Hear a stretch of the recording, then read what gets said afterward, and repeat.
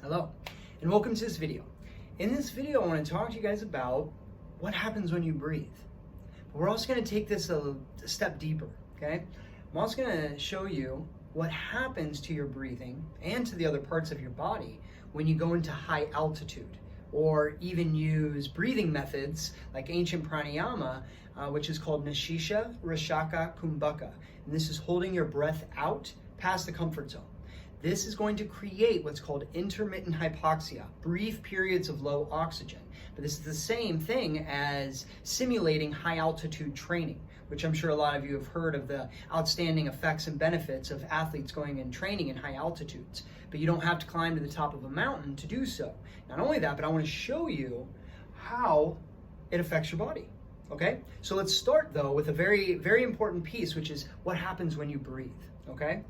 So, when you breathe, and guys, I'm going to keep this simplified. There's additional things that happen each time you breathe, and they go deeper into the topics that I'm going to discuss, but I want to keep this simplified. The other ones aren't really relevant for this video and this discussion, okay? So do your research and check out some of my other videos where I do go deeper into these topics.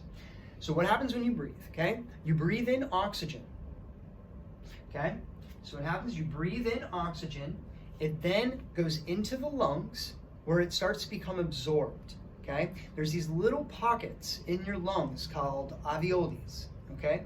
And this is where the oxygen is going to get absorbed. It's going to enter into that alveoli, and that in the alveoli, that's where the gas exchange actually occurs, okay? One of many locations, but here is one of the main locations when the oxygen enters in, goes into the lungs, into the pocket of the alveoli, and then oxygen is then transferred into the bloodstream, and CO2, this what we think to be the waste product, which it is, but I'm going to teach you that CO2 is actually a magical molecule. It's the secret ingredient to your health and longevity. Okay, but oxygen enters into the bloodstream, and this is here that the bloodstream then excretes out the carbon dioxide, the CO2, in the alveoli, and that goes into the lungs, and that's where we actually exhale. That's the extinguishing of the carbon dioxide. So we breathe in oxygen, it goes into the lungs, alveoli, then enters into the bloodstream, and then goes into circulation, the oxygen. At the same time, this is also the alveoli where another exchange is happening, where the CO2 is entering back in and we're leaving through our exhale. We breathe in oxygen, we breathe out carbon dioxide, okay? And again, there's additional things, like you breathe in oxygen and glucose. When you breathe out CO2, water, and ATP energy. But again, those things aren't relevant for this video, so don't worry about it, okay? So now that's what happens when you breathe, okay? So let's go another step deeper. Okay, what happens after the oxygen enters into the bloodstream? Okay, then what happens is the oxygen binds to a red blood cell. Okay, the way that the oxygen binds to the red blood cell is done by hemoglobin. Okay, you have millions of hemoglobin inside of each cell. Okay, and the hemoglobin is what actually grabs the oxygen and adheres it to the red blood cell. Okay, it's kind of the glue in the red blood cell that grabs the oxygen and holds it.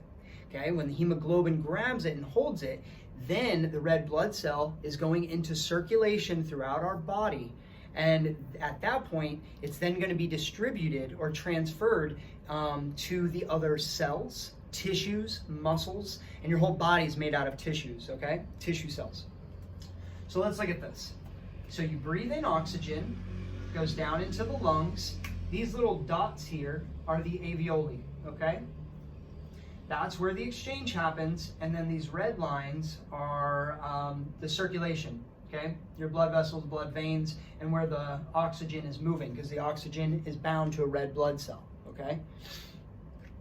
So now, let's go into the actual, here, let me show you the alveoli. That way you can see this, okay?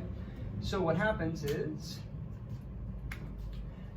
so the alveoli are these little pockets at the bottom of your lungs, okay? They're in different locations of the lungs, but in this picture, they're these little buttons. So this is a close-up view, okay? So what happens is the O2, the oxygen, then transfers into the alveoli, okay? And it's here that you're going to have a gas exchange. So the O2 is then going to enter into the bloodstream, okay? This is red little smiley thing here is the bloodstream, okay? In the bloodstream you have blood cells, okay? So here, let me use this red one. So now you're gonna have a bunch of red blood cells, okay? Here, and I'll even do a red blood cell over here, and I'll show you what happens, okay? So, what also is gonna happen is there's gonna be CO2 in the bloodstream, okay? So now you've got CO2 that is then gonna enter in this way, okay? And this is where it gets excreted out, okay? So oxygen comes into the alveoli, then gets transferred into the bloodstream, attaches to a red blood cell, and then at the same time, their CO2 is also excreting out of the bloodstream and into the alveoli, into the lungs, and that's where we exhale. That's our extinguish, okay? So now inside the red blood cell here, you've got these little hemoglobin, okay? And oxygen can't bind to a red blood cell without the hemoglobin, okay? I'm going to teach you another thing that the oxygen can't bind with another ingredient. I'll teach you this here in just a second. This is really exciting, okay? So then this, use a different color, is going to be O2, O2, O2, O2, O2, so on and so forth.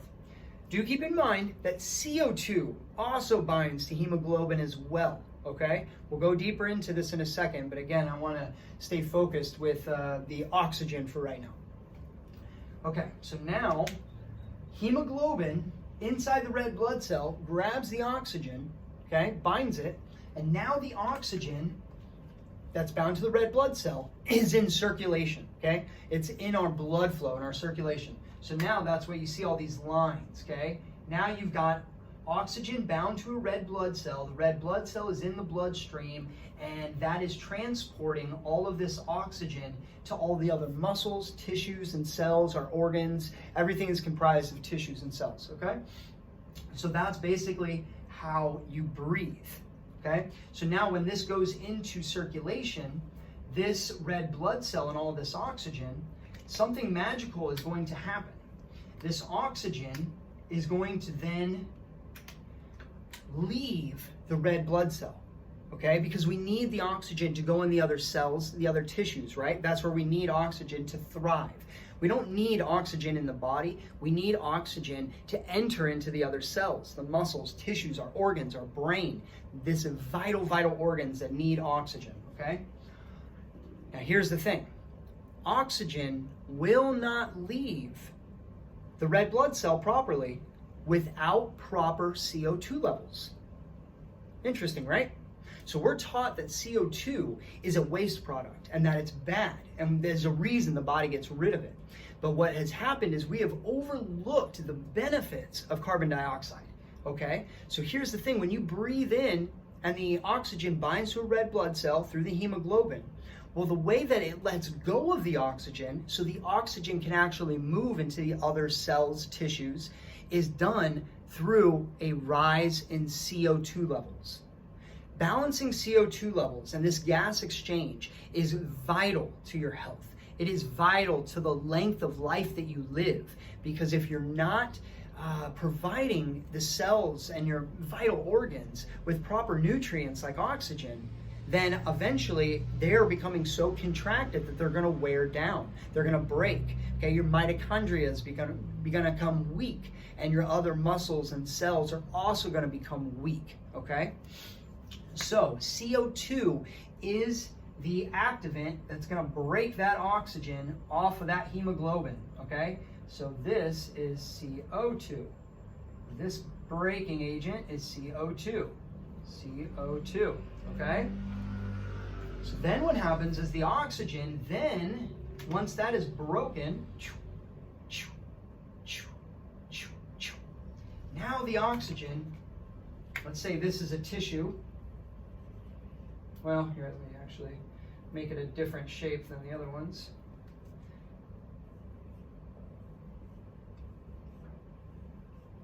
Okay, now this oxygen has a chance to enter in to these tissues, which is where it's headed in the first place. But if we don't have proper CO2 levels, then that oxygen is not going to enter in to the other tissues. We're depriving, we're strangling our other cells and tissues of proper oxygen because we don't have enough CO2, okay?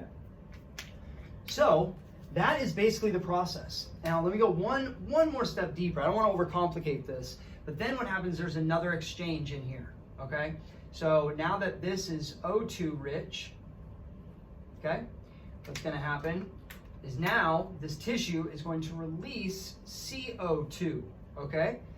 And now the CO2 is going to enter into the, now that the oxygen has left this hemoglobin, okay, now the charge is different, positive and negative charges, okay? This is where it gets really complicated. So I'm not going to go into that, but basically now the oxygen has left the red blood cell and the hemoglobin has released it, okay?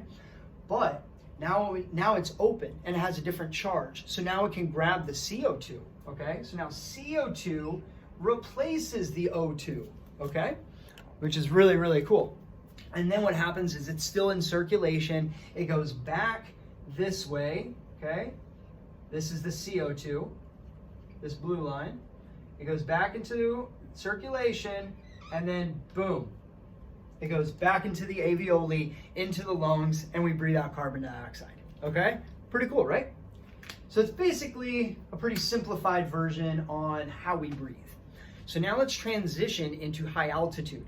This is such a cool topic, and your body does miraculous things, absolutely miraculous things. And so there's a reason I'm pulling out the whiteboard for this one, and I want to show you guys what's going on, okay? So in high altitude,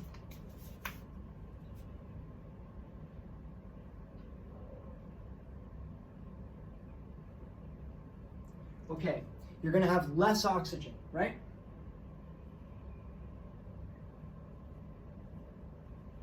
O2, oxygen, okay? You're also going to have less CO2.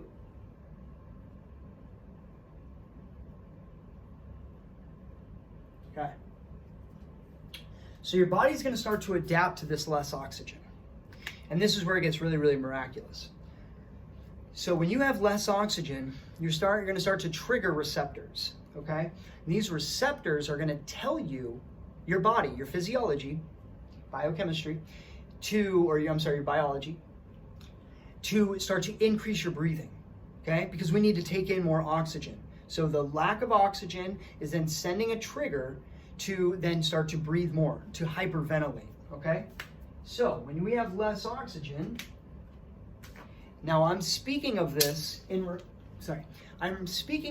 regards to being on top of a mountain, okay? So this is high altitude. We'll go into using your breath and intermittent hypoxia in a second, but right now I want to show you what happens when you're in high altitudes, okay? Because it's really the same thing, but let's just stick with the high altitude to begin with, okay? So now what happens with this is now you're going to start to hyperventilate, okay? Due to a trigger in receptors. Okay. So what happens when you hyperventilate?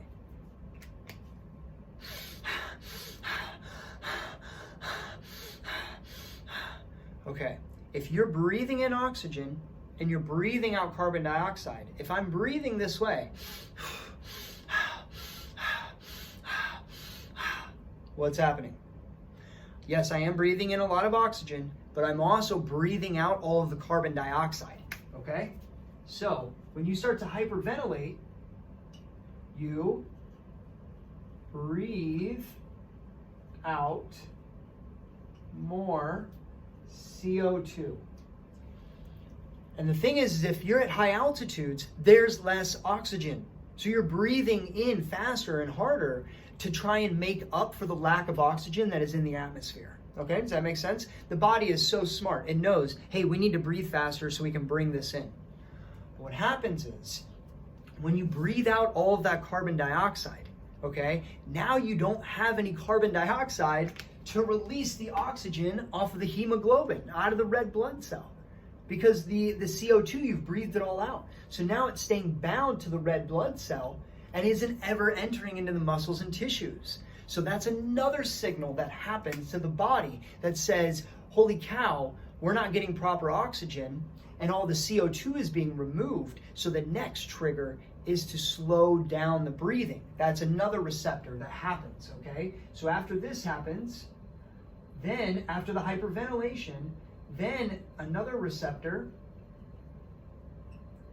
gets triggered to slow down your breathing.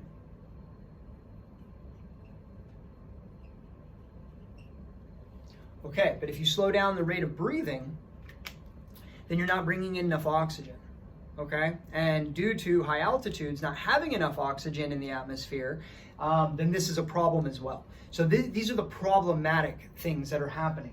But it's quite amazing that the body is doing these things when you're in that state. When you're in a low oxygen state in the high altitudes, the body starts to trigger receptors saying to make up that difference, because the body is all about calibration. It wants to be aligned. It wants to be balanced. Calibration is key. And a lot of disease and inefficiencies in mental health, emotional health, physical health is not really something that you're not doing, but it's actually and your body being out of calibration, okay? So keep that in mind when you're thinking about the things that you need to incorporate into your health and wellness, okay?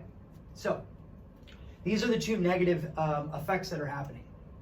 So now what happens is now there's more things that are going to start to happen to make up for this, to benefit this, okay? And this is where it gets really, really, really interesting, okay? Because basically, and the other thing with this is if you slow down your rate of breathing, what you're going to do is you're going to end up in respiratory alkalosis, okay? This is super high oxygen levels in your bloodstream. Now, there might not be oxygen rich in the altitude, in the atmosphere, okay? But because we're hyperventilating and breathing all that CO2 out, the actual oxygen levels inside of our bloodstream are very high. Okay, but we don't have CO2 to remove that oxygen, and respiratory alkalosis is a very, very dangerous thing. This will actually break down your other cells, other parts of your body, and this is created from shallow breathing, rapid breathing, incorrect breathing. So even people working a desk job can get respiratory alkalosis. It's just too much oxygen, okay? Oxygen is this thing that we actually don't need that much of, okay? Your body is very oxygen rich as it stands, okay? So, let's take a look at this. So the next thing that the body is going to do, so this is number one, it's going to increase the ventilation, the rate of breathing. That's the first thing the body does to make up for the low oxygen. The second one is that it starts to slow the breathing rate down, okay? So the next one that I want to talk to you guys about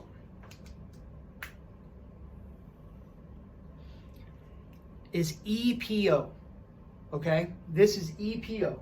EPO is erythropoietin, okay? It's kind of a weird word. But what happens is when we have less oxygen and CO2 in our blood, so we're still dealing with this high altitude, okay? So let's divide this. We're still talking about this high altitude. Then what happens is now we're entering into the kidney, okay? So the kidney is a very, very, very powerful organ, and it really, really helps us out a lot of times, especially with this case scenario. So there is EPO produced in the kidney, okay? So let's draw, we don't need it, well yeah, we'll draw a kidney, okay? The kidney produces this amazing thing called EPO. And again, that's erythropoietin, okay? And what this does is this is going to stimulate the production of more red blood cells, okay? So you have a bone. Let me do this with a red marker. Okay.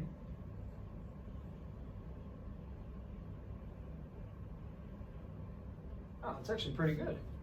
Okay, so then what you're going to have is bone marrow right in here, okay? When this gets stimulated, this EPO gets stimulated, okay? then this is going to stimulate the production, or I'm sorry, this low amount of oxygen is then going to stimulate through the kidney. Remember, this is the kidney. When the kidney sees low oxygen levels, then what it's going to do is it's going to start to stimulate the production of this EPO, and it's found in the bone marrow, okay? And now you've got the releasing of EPO. Okay, what is EPO? Okay, EPO is actually the production of more red blood cells. Okay, how cool is this? So when your body is being put up against low oxygen levels and this isn't working, the slowing down the breathing isn't working, you're not finding the calibration, your body can't calibrate itself due to the low oxygen in the environment, in the atmosphere, then it's going to go to step number 3. Okay, it tried hyperventilating, didn't work. We breathed out all the carbon dioxide. Okay, slow down the breath rate. Okay, well now we're entering into too high levels of oxygen and not the ability to remove the oxygen and give it to the other parts of the body. Okay, another red flag. So basically, the body's making its little checklist, you know? Because if you weren't in such low altitude or high altitude and low oxygen, the hyperventilation would work. That would recalibrate your O2, CO2 levels, hyperventilating, you know? So, but because, again, remember, we're staying in high altitude. We're not talking about intermittent hypoxia yet. Anyway, so now this EPO gets produced, and what happens, you start to produce more red blood cells, okay? So, well, let me go in the other direction, actually. I might need some room over here. So, produces more red blood cells. Okay, so what did we learn about red blood cells? Right? Remember, the oxygen comes in, attaches to a red blood cell, and then hemoglobin binds the oxygen to the red blood cell. The red blood cell is in circulation in the bloodstream, and that's how it is then transported to the other cells and tissues so that we can thrive, we can survive, okay? So if you have less oxygen, then you are stimulating the production of more red blood cells through this beautiful thing, EPO. And because you have more red blood cells, you have more abilities to transport oxygen throughout the body. You have more little soldiers grabbing onto oxygen and carrying it around the body. So even though you have less oxygen, okay? Even though you have less oxygen, now the body says, okay, we need to adapt. We need to figure out how to give the body the proper amounts of oxygen, but we don't have that much. So now what they're going to do is create more soldiers to carry that oxygen that you do have. The lower amounts, but you still have oxygen in your body, still have oxygen in the atmosphere. And so it needs a way to transport the oxygen more efficiently. What's one way to do that? Have more soldiers carrying it around. So that's what this whole process is here. Okay, that the kidney produces this EPO. EPO produces more red blood cells, creating it from the bone marrow, and then allowing you to have more soldiers to carry oxygen around your body. This is magical. This is magical. So I want you to think about this. We're not going to shift quite yet. Actually, let's go ahead and shift. I'm going to shift this. This is enough to know in regards to high altitude, okay? Now let's talk about intermittent hypoxia. Okay, so there's one more thing that happens in this, but I want you to think about this before I go into it, is if you were to train in having less oxygen, using breath retention, ancient pranayama, and this is where you hold your breath out past the comfort zone, what you're doing is you're lowering oxygen levels in your bloodstream. Okay, in other videos I show you that by holding my breath out, I can lower my blood saturation level in my bloodstream, okay, or my oxygen saturation level in my bloodstream. It goes down to anywhere from 50 to 60, and hypoxic is below 85. So at resting, you're probably at 98% oxygen saturation level in your bloodstream, okay? So just by training in breath retention, holding your breath out, you're putting your body into a state that it's going to start to produce more red blood cells, okay? So now if you're into fitness, health, wellness, anything at all, even if you're not into anything, but you just want your body to thrive, then this is a way to become superhuman. This is the way that you produce more red blood cells, and now you have so much more efficiency at transporting oxygen around the body. So your body doesn't have to work so hard, which is huge, okay? Because the more the body works, then that's how we become old. So this is the key to longevity. The other thing is oxygen wears down your other cells, okay? Oxidative stress, too much oxygen creates too much contraction. So the more red blood cells we have to transmute or to transmit this oxygen around the body, to transport it, the less the body has to work. It's got more people doing the same job. It's just absolutely miraculous, right? It's so cool. Okay, we're gonna go deeper now. So there's one more thing that happens, okay? So what you're gonna have, let's see here, is a blood vessel.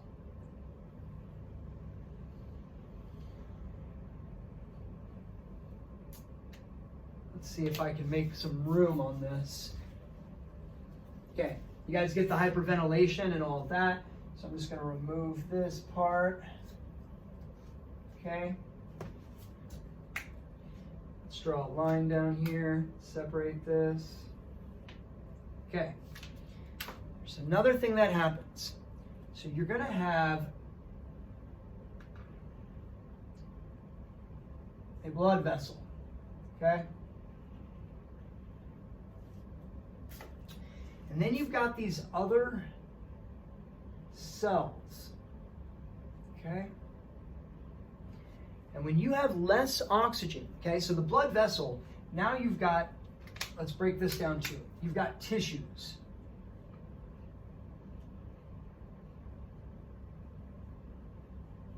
Okay? So in this blood vessel, this is where it's going to start to give O2, oxygen, to the tissues, okay? But if we have less oxygen, then we're not able to provide the proper amounts of CO2 to these tissues. So this is the fourth step that the body does to make up for this less oxygen. And it's just amazing what it does, okay? So when it sees that it has a lower pressure, that it can't provide the proper amounts of oxygen to the tissues, okay? The body's all about calibration, remember this. And then what happens is these little cells will start to release. Now hold on, I can never remember the word to this. Okay, it's V, E, G, and F. Vascular endothelia growth factor. Okay? I don't know if you guys, hopefully you guys can see this. VEGF. That is what VEGF is released from these little cells. Okay? And they're called endothelia cells. Endothelia cells. Okay? They're inside the blood vessel. So then you got these endothelia cells. Okay? This I always have to understand, vascular endothelia growth factor. That is going to start to be released when we're in this low oxygen, okay? So what happens when this happens? Holy cow, you guys ready for this? You ready?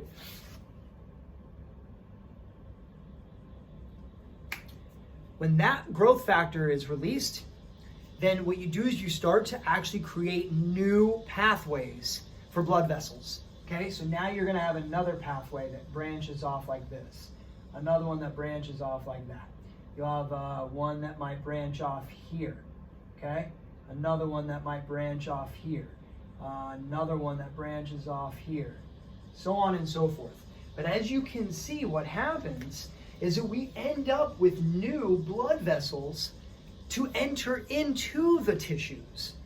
So not only are we creating more blood cells, but we're also creating more blood vessels, which are then creating new pathways for blood to enter into the tissues. So when there may have been just a couple of blood vessels going into those tissues, now you have increased amounts.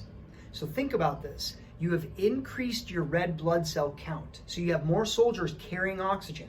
But now what you've done is you've created additional pathways for those blood cells to enter into, to get into the tissues. So now what you've done is you've basically infiltrated the tissues with more red blood cells carrying more oxygen, because in each blood cell you have hemoglobin. So the more red blood cells you have, the more hemoglobin you have. The more hemoglobin you have, the more you can grab oxygen. Okay, and now what we've done, what I've just explained, is that you've increased the ability to have pathways to enter into the tissues. So now your body has adapted and become able to thrive and to adapt to that high altitude. Now, in regards to high altitude, if you're hiking, what you have to do is when you go high in elevation, you have to let your body calibrate. Okay, if you go straight to the top and your body's not adaptive to it, then you'll get very sick. You could even die. Okay, so this whole process, especially when you get into this at the bottom, this is when you've been in high altitudes for long periods of time. Okay, this isn't happening necessarily immediately. This takes time to create these new bypasses. Okay, but now here's the thing.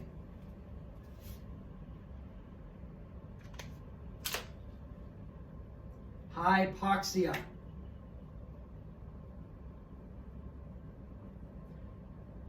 Intermittent hypoxia. And this is brief periods of low oxygen. Okay? So now I want to talk about intermittent hypoxia. We're just going to go over this a second, okay? Now you guys have all the juice, all the good stuff, that now you understand what happens when you breathe and what happens to your body when you are in high altitudes or less oxygen, lower than normal oxygen. So now let's turn this to be about breathing, okay? And more specifically about SOMA breath and the ability to actually get your body to do these things when you could be sitting in the comfort of your own home. Okay, you don't have to hike to the top of a mountain to do this. This is what we train instructors to do. Okay, so if you were to have a regular pranayama practice where you're able to balance your nervous system, okay, but also train in brief periods of less oxygen, okay, this is where you breathe out all of the air.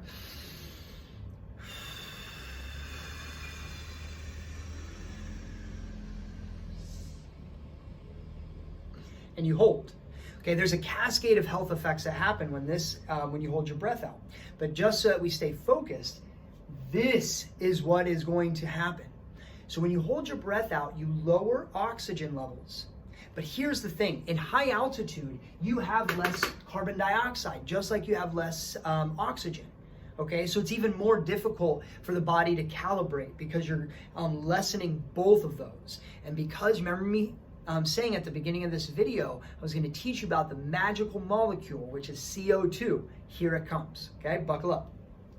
So when you breathe out all of the air and hold, okay, what happens is the oxygen levels start to drop. But what is really cool is the CO2 levels start to rise. You start to build up CO2 in your bloodstream. This is amazing. One, because this is going to give you a chance to build up a tolerance to CO2. The more tolerance you can build up to CO2, the more adaptive your body is to handling higher levels of CO2. And if you have higher levels of CO2, then what's going to happen? CO2 is what removes the oxygen off the red blood cell and allows it to go into the muscles, tissues, and other cells, your organs. Okay? Boom, there it is. That's the secret ingredient to this, is rising up, building up the CO2 levels in your bloodstream. Now, do keep in mind, you do this all day, every day, and you're going to see serious negative effects. This is brief periods of less oxygen, okay? So in SOMA, we train you on what amounts and doses to use to make sure that you're staying healthy and basically becoming superhuman internally, but you're not seeing negative effects. So don't think that you need to be holding your breath out all day, every day. It's far from that. You only need a few minutes a day to reap these benefits. And to reap this one, where you're creating new bypasses, this is just from doing it for periods of time. Having a daily routine where you're dropping into low oxygen for a few minutes a day, but you do that every day for a couple of months, and now you're gonna see huge shifts. And for an example, my wife, my fiance actually, she had a heart attack. And she started doing pranayama, SOMA breath, and using breath retentions. And now she couldn't even swim across a pool. Now she works out every day, she runs miles, she is in the best shape of her life, and she didn't take any additional medications or anything. She stuck strictly to a solid pranayama practice, and eventually she believes, it's hard to show this scientifically if it worked for her. It works scientifically 100%, it'll happen. But she believes solely and purely that she created new bypasses and basically rerouted around the clog in her artery way, and now has plenty amount of oxygen and blood flow and circulation coming in and out of her heart. So a really, really cool example of how this is. So brief periods of low oxygen, okay? This is then going to raise CO2 levels, okay? And CO2 is what removes oxygen from the red blood cell. So amazing. Another thing that's going to happen is you're going to put a positive stress response on your nervous system. So every time that you're going to get an icky feeling when you hold your breath out, this is triggering your nervous system. Each time you do that, you're building up strength. So another huge benefit is you strengthen your nervous system.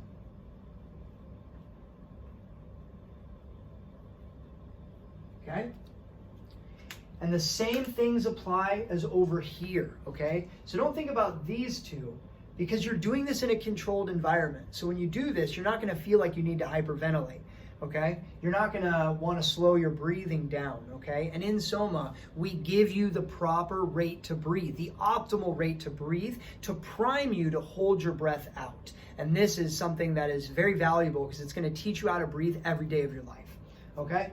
So, guys, I think that pretty much wraps it up. So this is one of the huge benefits of using Nishisha Rashaka Kumbhaka. This is the Sanskrit word for holding your breath out past the comfort zone. Something that I teach, and SOMA Breath is it's one of its pillars, one of its cornerstones is teaching intermittent hypoxia.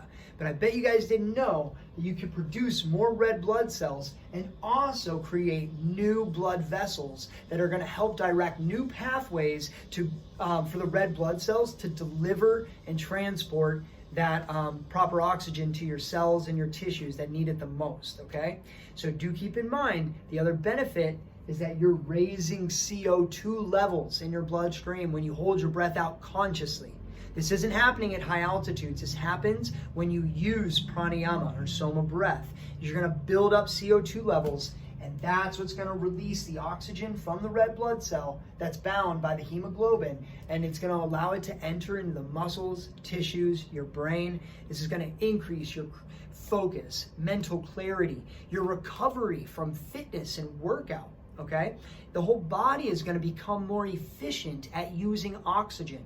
So now you're relieving oxidative stress, respiratory alkalosis. You're giving your cells in your body a break. You're allowing it to all calibrate and work efficiently. Okay? Remember, it's not about how much you breathe.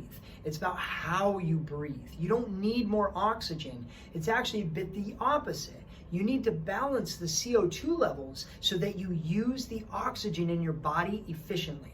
So it's not about breathing in more. It's about becoming efficient on the inside, okay? So check out some more of my videos where I go deeper on these topics, even more than I have now. But I hope you guys enjoyed this, and I hope this brought some clarity on what happens when you breathe, and more importantly, what happens when you hold your breath out. It's quite miraculous how the body can do these things, and this is how you become superhuman. Increase your creativity, focus, clarity, fitness, stamina, endurance. And it's really, really powerful. The body and the mind are miraculous, amazing things. Tune into the capabilities and possibilities you have as a human being and tap into this awareness and this knowledge, and you'll be surprised how much amazing things come to follow it. So, from my heart to yours, I see you. Look forward to seeing you guys in another video. Much love.